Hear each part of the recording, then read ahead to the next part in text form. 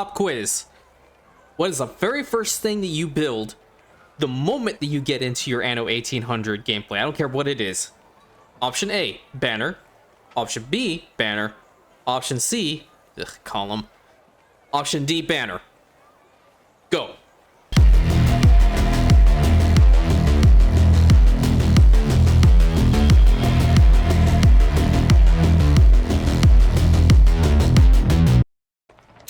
Welcome back, everybody, to the next episode in our Anno 1800 Beginner's Guide series. Today, we're going to be discussing the weapons chain and steel beams chain, because this is now diving into our industry. So, since our last episode, as you can clearly see, our settlement of Roma here has had a little bit of an upgrade. Yeah.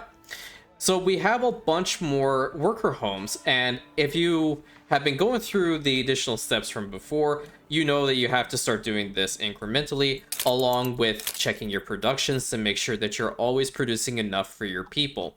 So we definitely still have enough fish. We're just basically good on the schnapps. We're kind of a little bit sus when it comes to the workloads, but it's still holding steady. Pigs are fine. Sausages, they're kind of getting there. We're good with the flour. Bread is also getting there somewhat, and soap is also fine. So, how do you go about starting this particular chain? Well, let's look at it first. So, as you can see, this is going to get a little wonky, so bear with me. You have an iron mine and a charcoal kiln that produces the raw resources. Then you have a furnace that produces steel, and the steel is used to build the steel beams, or used to produce them. Okay, each of the timers for the most part are a little bit different. The iron mine will produce 1 ton of iron every 15 seconds. The charcoal kiln, on the other hand, will produce 1 ton of coal every 30 seconds. The furnace will create 1 ton of steel every 30 seconds, and then the steelworks will make 1 ton of steel beams every 45 seconds. This pretty much means that looking at the front end of the chain, don't worry too much about the steelworks building, okay? At the front of the chain, you'll know that if you want to have 2 iron mines, which we have here, we have one all the way in the back here that we can turn blueprint mode on, and we can actually just click on it and build it here. But if you just want to have blueprint, all you can do is just like actually blueprint it on. Not a big deal. The other one is over here. So we have 2 iron mines, okay? For 2 iron mines running at 15 seconds, and it's always going to be at 15 seconds. There's not going to be a time that this is actually going to change. With mining, it's very simple. That means we can actually have 4 furnaces, okay?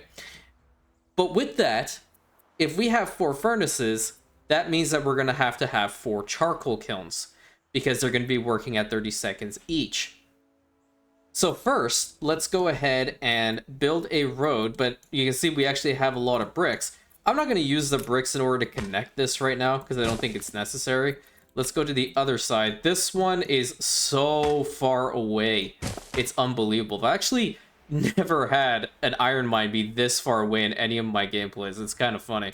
Normally they would put them kind of close to your main settlement, I guess, but not for this guide series, apparently. So we'll go ahead and connect them up. And you might be asking yourself, well, how come we can't go ahead and build the coal deposit? Well, for some odd reason, the coal deposit mining is actually locked behind artisans. Okay, that for some reason is there. Okay, I'm not sure why that decision was made, but it is one nonetheless.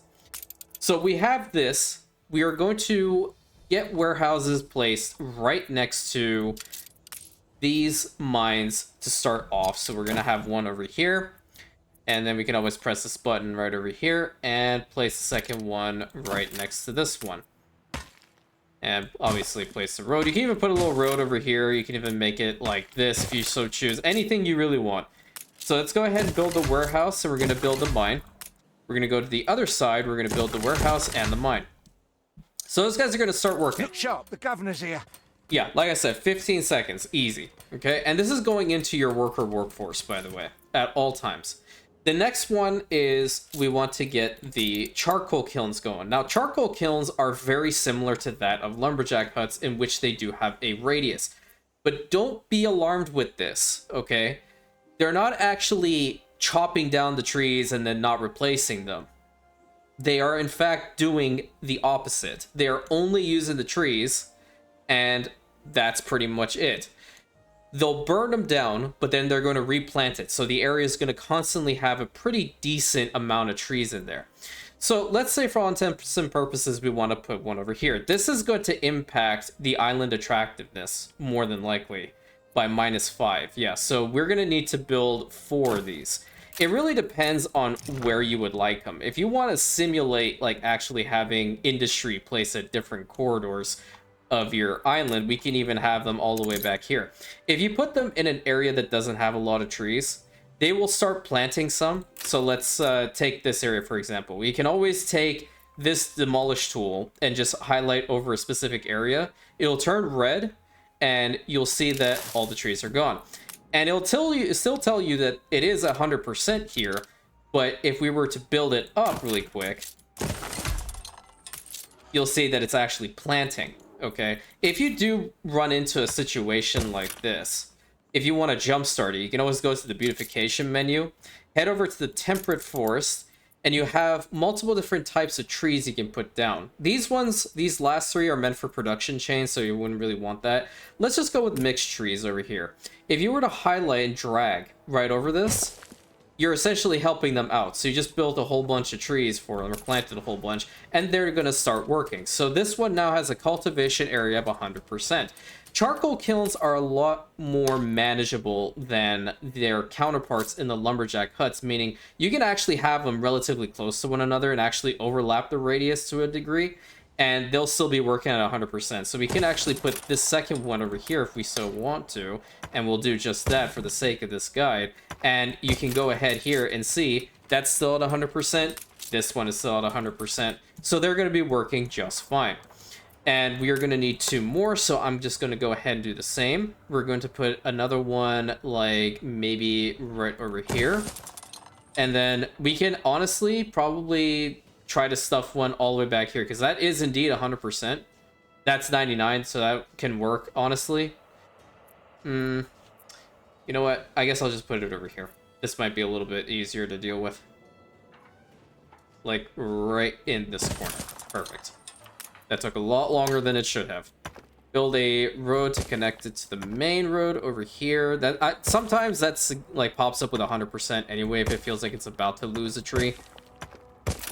So now every single one of these charcoal kilns will make it to this one warehouse, and that's not bad. But for my whole thing is like make it as easy as possible for your guys to get where they need to go. They have the paved roads, so they will be faster. This will be up to you if you so choose to do this. But you can always put another warehouse right over here that's kind of closer to these two, because those two are just going to make a straight shot to that warehouse, so you can have another one over here. And these guys will start utilizing this warehouse instead. So we now have the basic raw resources needed in order to start with our furnaces. The furnace buildings are kind of cool looking, if you want my honest opinion. I've always enjoyed looking at these things for some reason. I always tend to like building my own little industrial complex, okay? And I, again, like to keep it kind of far away from additional, like, materials and stuff that we're making. So we do have, like, the brick factories over here. We have our soap factory district over here. So we can have something similar with our furnace stuff and steel beam production over in this corner. So, let's pick a spot. I am kind of digging down here. Okay. What I typically like to do, it makes it a little bit easier because these things are a massive fire risk, is give them a little bit of space in between. So even if they do explode, it won't be too bad. And you can even space them out even more. So essentially, we're creating a cross here. All right. And we can connect it to the main road, which we should always do. You can decide to like put roads all the way around them if you want. This is also a nice little thing. It kind of just makes it a little bit easier because if you have to expand the district in like this corner, you can do that. In this corner, you can do that. Perfect. So we have our 4. And as always, we're going to need some warehouses. So we'll put 2 at the entrance. And like I said in the pop quiz, this is Imperium business. So banner. Perfect. So first thing we want to build is one of the warehouses, and then honestly you can build all 4 if you so choose. Just get working, because this thing is going to start regardless. And having extra steel in there as a backup is fantastic, and I'll go and I'll explain why. The main thing is that we're not only using these for steel beams, we're also using this for weapons, okay? So the chains are actually the same. In this, the beginning of the chain always relies on actually having steel, okay? When you have steel, then you'll be able to produce weapons. We're not really People starting... celebrate your leadership. Our first festival. Minor segue. Because you have actually had the island happiness be above in the green, so we're at plus 37, our people are now having a festival. And what happens here, it's a harvest festival. So all of our crop farms have 50% productivity, their maintenance costs are completely gone, and they'll occasionally produce extra rum, champagne, cigars, and chocolate. Ah, chocolate. I remember when they first invented chocolate. I always hated it. So back to this. We have 4 of these things working. So technically speaking, we can have like 1 or 2 steelworks, and probably 1 will probably be sufficient enough for our needs at the moment. But let me give you a little bit of a heads up when it comes to the weapons factory. There's another NPC in the new world that you can employ the exact same soap trade tactic with, and she purchases weapons a lot more. So am I telling you to become a warmonger and produce a whole bunch of weapons so you can sell it to her? Absolutely. You definitely want to do that. But now, if we were to actually place down the steelworks, because we have 4 of these factories working, we won't have enough workers. We won't have enough workers, we won't have enough farmers, so it's a whole situation in and of itself. So that means we're going to have to continue upgrading the town. And the best place to do this in is really try to pick spots that you've already built in. So like right over here is not bad. Can't really do much in this corner, so you can like build a road here. And this is what the festivals look like.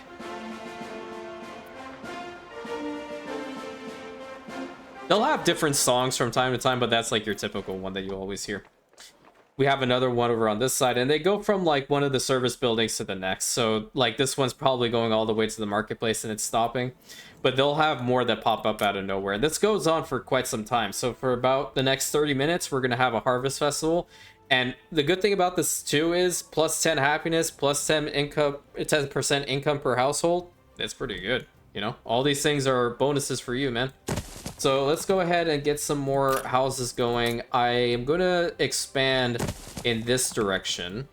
So we'll have some like right here. You can probably have something like that. I can show you how to probably place that down. Actually, let's do something a little different. Let's build this over here, and then we'll build another spot right over here. So that means we can just take some roads over here and loop it all around. If you couldn't reach this house like before, you can always put like a little road connection through there and it would make it now. Let's go ahead and build up all these blueprints. We don't have enough timber, so that's fine. We'll get enough because we have paved roads over here. So you can choose to like swap out any of these. I like to typically keep my construction materials up here, but do note you can put whatever you want, really. There's so many stuff over in this side anyway, you can definitely do that. So we're getting some rum, some champagne, some cigars, some chocolate. They're working. It's fantastic. That's why I recommend trying to give them not everything they need as far as their happiness needs, but like you look at the farmers. We're giving them a majority of stuff they want. Like Schnapps is the only one that's kind of wavering. That's because like we have so many people, and that's to be expected, really. If it gets to a certain point that the services like this, like they go through it so fast, it's kind of beneficial to like kind of cut certain ones out in favor of others. But I leave that really up to everybody else's decision when you get to that point. So we have a lot more of these guys. That means we're going to be putting some strain on our other services. So like work clothes again, that's going down. Schnapps, as you can see, is going down. We do have enough potatoes, so we can actually just build another distillery and we'll be solid. And we can just go ahead and taking every care. Probably do that real quick. And this is a false inflation, and what I mean by that is we're just producing a lot based off of this festival. You're gonna have to build another farm for this next distillery if you want to keep this chain going. You can also, if in this particular situation, you can consider moving these two grain farms and then building more potato farms on like this little island in the middle. That's really up to you. I do also want to cover Bright Harvest in the next next episode. I think that's probably a good idea.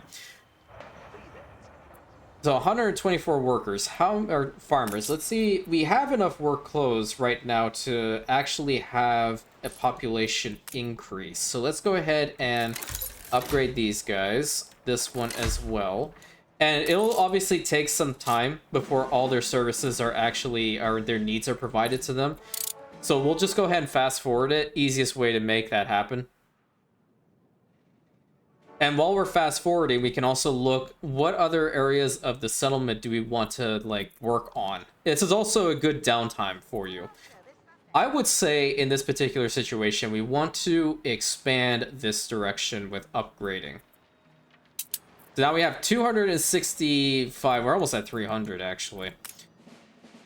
You do not need this many farmers. I will be very frank with you. You don't need this many farmers. They're just going to like not give you enough money. There's no incentive to keep this many farmers. That's why a lot of Anno 1800 players later on, they actually make islands specific to specific populations. So you'll have a farmer island, you'll have a worker island, a artisan, engineer, investors, etc. It just makes life a little bit easier for you because then you know these particular goods are going there and it's enough, you know?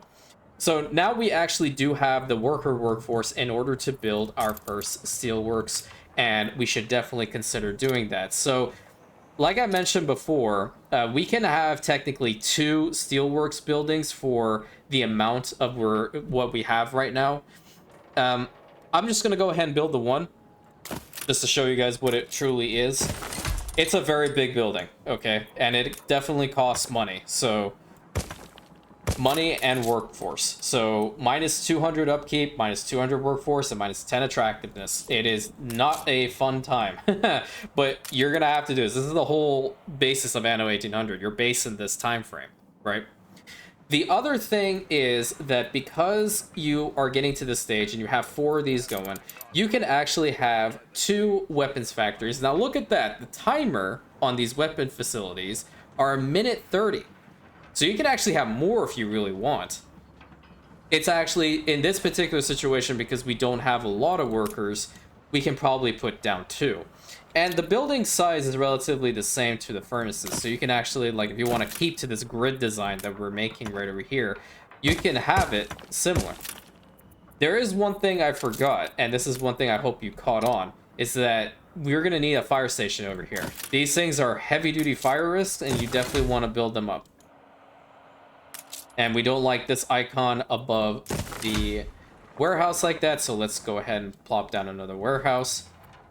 And then we're just going to wait until we get some timber in there. But as you can see, this is one of the buildings that requires some steel beams in order to be built, okay? So later on, it would probably benefit you of having another one of these. So in order to keep this completely balanced, I'm going to put another steelworks right over here and build this in between. You can even choose, because of where you are, to put another fire station. Heck, you can even put 2 down. If you want to be like overly cautious, that's something you can totally do, man.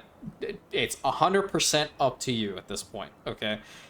This is probably a very good starter complex, because also remember, these weapons are good to produce ships, and you will need to produce a lot of ships. I hope you don't disapprove of gift giving. Oh no, I don't, not at all. Give me more. Actually, before I started the recording, Benta gave us about 7,000, so we're doing phenomenal when it comes to the money. It's just chef's kiss. So in this situation, we want to go ahead and build up our first weapons facility. Stand to attention for the boss. Now we're pretty much producing everything these guys need. And if you were to go over here to your production chain, you will see that we are producing still 7 tons of steel every minute. The steel beams, we're only producing 1 per minute, so that's on the low end, obviously. But this is the most important one that you need to juggle. The coal's enough, the iron is enough for 8 production in total. This is good. This is a balanced look. The actual demand is low, so we're going to be stockpiling steel for quite some time, and that's a very good thing. And we're going to go back over here to our main town, and we're going to upgrade this much because I want to get another one of the facilities going. I also have to be very mindful of our production chains and actual goods. So like the sausages are kind of getting there, the bread's kind of getting there, work clothes, fish, all these things, very important to constantly check and make sure you're doing well. But yeah, in order to get something like this going, it's very simple. It just takes time in order to properly build things in order to reach the point that you feel comfortable enough to start up with these facilities. Because these ones are where you're actually going to be needing to juggle your population limits and your income, okay? They're all very expensive buildings, but if you keep routes similar to this guy going, you're supplementing your income anyway. Dude, let me tell you a story, very quick one. In my Anno 1800 Expert Campaign series, I kept my whole campaign, early game campaign, afloat by literally selling soap. Selling soap, selling stuff that comes out of industry like this, selling weapons. It is ridiculously powerful. When we get to the point of actually being able to sell weapons, I will show you how powerful this in fact is and convert you all into the war economy salesman, the greasy goblin, and you're gonna make Carl in this game, his name is Carl, he's the fat cat industrialist, absolutely look like nothing, okay? So in this, I want to build the next weapons facility. I am not sure if I'm capable of actually getting the next one over here built. I can build it, but I can't man it. That's the problem. Let's go ahead and fast forward a bit because I want to get some more timber in here. I really like to finish out a complex, really. So let's just go ahead and build these two as well. Make it look even nicer. So right now we are maxed out on our steel, our coal, and look at that. Our iron and our coal are doing just fine. Our weapons, we started with 10, so now we have 12, and those guys are working quite well. So now it's really just gain about 100 more workers. I think that's really it. Yeah, because these guys aren't even done with upgrading, really. You need to give them some time in order to, like, fully man up their buildings and whatnot. The actual word being reproduce, but we're not going there. And we can build up the next steelworks. So there it is, your whole steel complex, and this is what the workers offer you. This is really just a very basic way on getting this thing going. A lot of players will tell you that you could definitely take this and make it a lot larger. I have done it before. If you guys are interested in seeing it, I could definitely put it in the beginning of the next episode for the guide series before we progress on to the artisan tier. I believe in the next episode, what I'm actually going to do is slight deviation. I'm going to talk about the Bright Harvest DLC and tell you why it's important if you want to get it, because the impact that it has on all of your farms here, it's pretty good, okay? It's pretty good. These farms, these animal farms, it's perfect. So, I hope you guys enjoyed this episode. It was kind of on the shorter end, obviously, because we're dealing with one version of the production chain, and this is a very important one to get absolutely correct, so you're not going into the red and you're also doing your best to produce as much as you can. I hope you guys enjoyed. Please like, comment, subscribe, hit that bell button, share it with your friends. Thank you so much. Help me grow the channel. I'd very much appreciate it if you continue supporting me. 100%. If you feel like any one of your friends are considering playing Anno 1800 and they need a cool guide series to get them acquainted with the game, please send them my way. I'd very much appreciate it. I'm obviously very active with the comments section.